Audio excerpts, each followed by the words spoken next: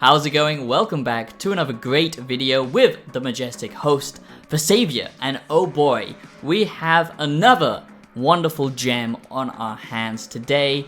I'm actually very hyped for this, and I think you should be as well. What if I told you the developers of Ori and the Blind Forest, the people who made such an amazing 2D adventure game with such beautiful art assets, and you know, it was a good game.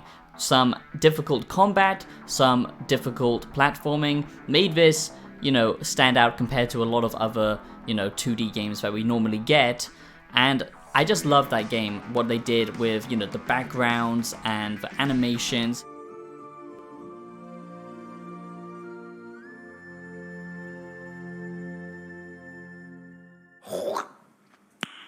Nice. Both of the Ori games came together to create this, and honestly, I think that we do have something special on our hands here, because the weightiness of this combat, the art style, the fluid nature of this experience, the physics, all of that I just absolutely love. So I'm going to get into all of that today, but you know, it is quite surprising. You wouldn't think the people who made Ori and the Blind Forest would make a Souls-like game, but pretty much this is what it is, but it stands apart from other Souls-like experiences. But it's not Diablo, okay? People are getting confused. This isn't a Diablo gameplay experience. This is very much a Souls-like experience, but it's got a top-down perspective. And yeah, honestly, it's very refreshing. So, are you a wise one? If not, then you're missing out. I'm doing my part. I'm doing my part. So, if you're not a wise one, do subscribe, become a wise one today, and subscribe to the channel. We're getting very close to 10k now, which is absolutely insane. I'm not going to go completely parasocial and overboard with you and say you're my family and I love you so much, but honestly, I really do care about this community. I love everything that we're doing on this channel, and the support that, you know, I get from you guys means absolutely everything to me. And I really just love building this community. If you do like gaming content, looking at video essays, retrospective gaming content like up-to-date reviews, that's a series that I do now on this channel, early access reviews like this, and philosophical content about media and life and all the things in between like gaming, do subscribe to the channel, become a wise one today, don't miss out, and just help support an independent creator by dropping a donation or checking out my music on Spotify. That's all I have to say. You guys are, you know, important to me, and I just have to say thank you for watching my videos and continuing to be a part of this community, because we are going to create something great. So let's take a look at this No Rest for the Wicked review. I do hope you enjoy this one.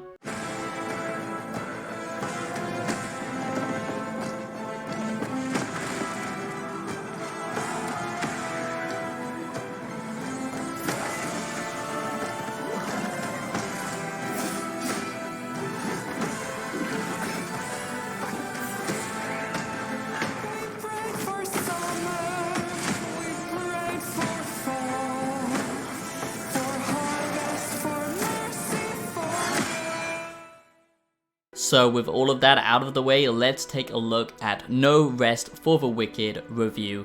Bear in mind, this is an early access review, so I just try and keep it as objective as possible, but of course with my own personal perspective. But I do give you positives and negatives. Then of course you can weigh up the points yourself and decide if it's something that you're interested in or not. But I have to say pretty much all of this is positive. I think that this is really a good game. And if you're a fan of Souls-likes, if you're a fan of challenging gameplay, but not so challenging that I would put it into the Souls-like category, you know, the Soulsborne games. It's not like Lies of P or Dark Souls or Bloodborne levels of challenging.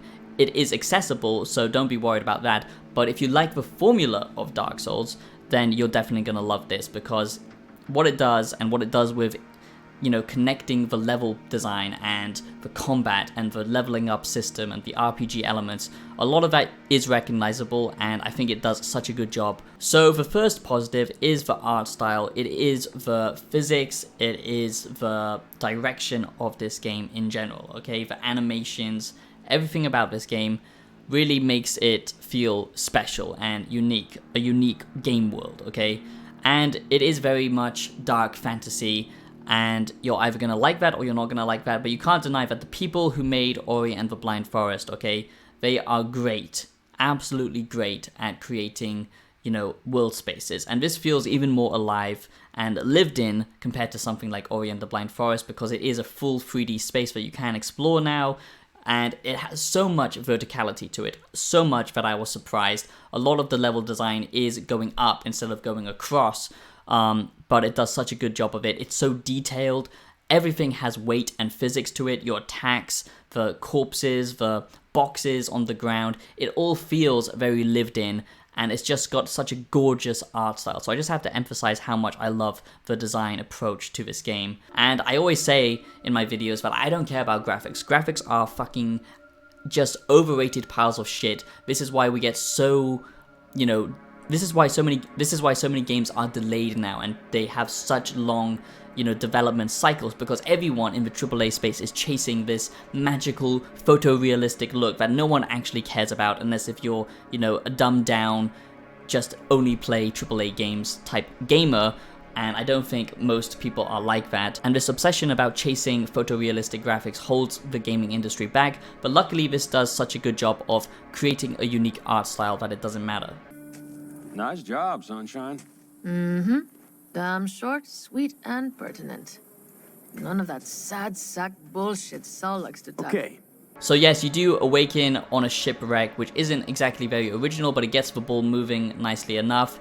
And you are introduced to this world. You're kind of on this beach open area. And what I love about this game is it's done exploration so perfectly, okay? Now, it does remind me a lot of a spin-off Souls-like game called Tunic, where you play as a little wolf character. I'll show you a clip of it now.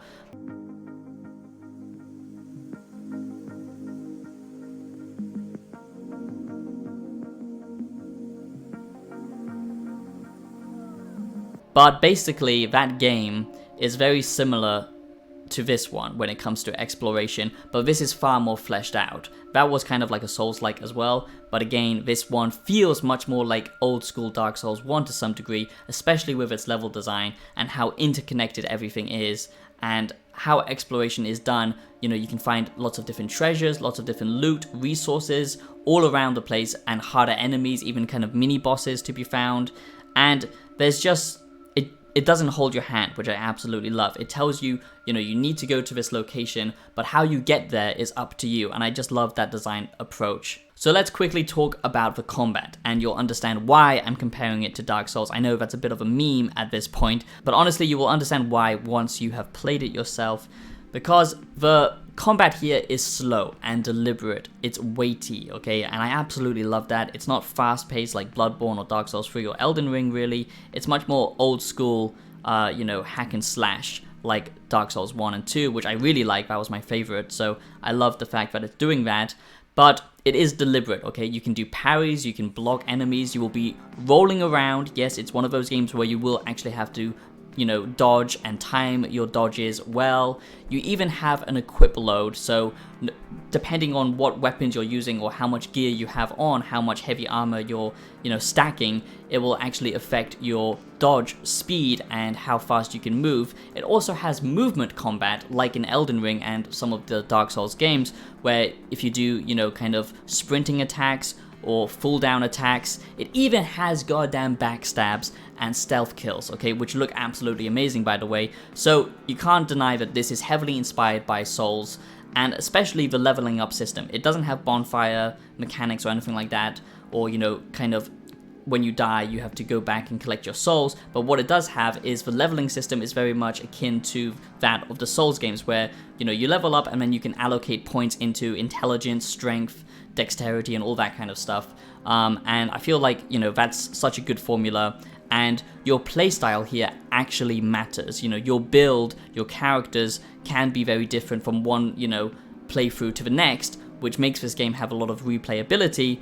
But the only downside, the small negative, is the loot, because it is randomly based loot that you acquire, so you're not always going to get something that fits your build, and I'll talk about that more in a minute, but I just have to lay down the foundation that the combat is good. I hope you are enjoying this No Rest for the Wicked review, this early access No Rest for the Wicked game review, because I honestly feel like this has the potential to be a massive sleeper hit, and I really hope people don't miss out on this, especially if you're like me and you love fantasy games.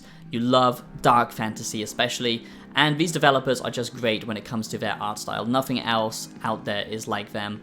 And, you know, the storytelling here, I haven't seen much of, I've got to be honest, but from what I've seen, it's well, you know, written, it has you intrigued, but it doesn't spell everything out for you, which is nice. That's the kind of storytelling I like, but it doesn't really give you choices or consequences. But this is not that type of experience. It's a very hack and slash, you know, focused combat experience with a lot of exploration. Another positive for No Rest for the Wicked is you can even, you know, kind of soak in the atmosphere of this world and have slice of life moments, you know, like fishing, for example, or collecting resources, like I said, or even customizing your resting place. Stuff like that makes the world feel much more lived in, and I just like that. It makes you feel immersed. The camera perspective as well isn't so far back that you feel detached from your character, which I really appreciate because I'm not usually a massive fan of that kind of, you know, perspective, but here it's done very nicely. Okay, so now for the big positive for No Rest for the Wicked review that I have to say made me fall in love with this game,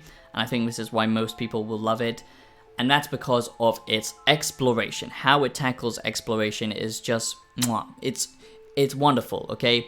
You know, I'm kind of tired of AAA games and just gaming in general when they just do the same thing, okay? I like games that stand out. That's why my favorite game is, you know, Fallout New Vegas or Dark Souls, okay? Both of these games do something so different from each other and they're so unique.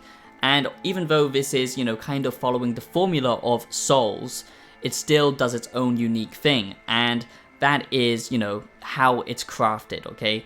And the exploration ties into that perfectly. I haven't seen a game done exploration as well as this since something like Dark Souls 1, which is... I haven't seen a game done exploration this well since something like Dark Souls 1, okay? So you will constantly see new lands and, you know, where you want to go in the future, but you can't maybe have access to it at that point, but later on you can. But there are so many different ways to get to a certain location, and there are so many little hidden paths that connect to each other, and there's always something interesting to be found in these locations as well, which helps you level up. And because this is still a difficult game, even though it's not super difficult, you know, leveling up your character and getting as much resources as possible, kind of like Elden Ring did with its open world and exploration, it has that same kind of vibe where you constantly feel like you are progressing, and it's done very nicely.